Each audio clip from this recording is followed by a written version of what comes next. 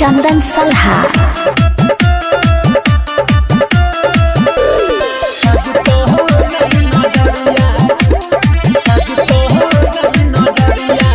सब छौरा तोर देखो जब चले छी डगर आगे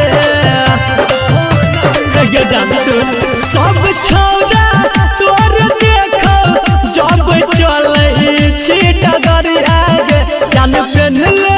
सूट करी आगे तोरा लगतो नहीं नजरिया आगे जान पेन्हले सूट करी आगे तोरा लगतो नहीं नजरिया। सब छौरा तोर देखो जब चले छी डगर आगे जान पेन्हले करी आगे तोरा लगतो नहीं नजरिया आगे जान पेन्हले सूट करी आगे तोरा लगतो नहीं नजरिया आगे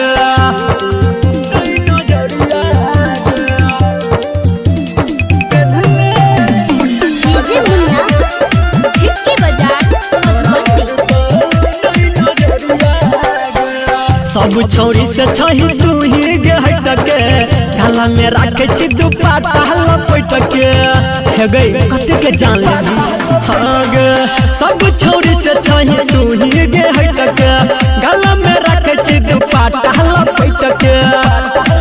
पत्थर छीतर छाव कहिया तोहर पतली कमरिया गे जान पेन्हले सूट करी आगे तोरा लगतो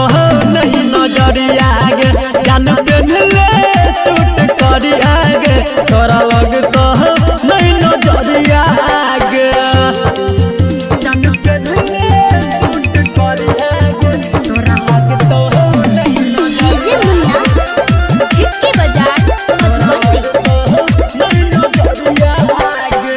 देखे में लागै छी बड़ी गजब गे तोरे पागल भेले छौरा सब गे तोरे पागल भेले छौरा सब देखे में लागै छी बड़ी गजब गे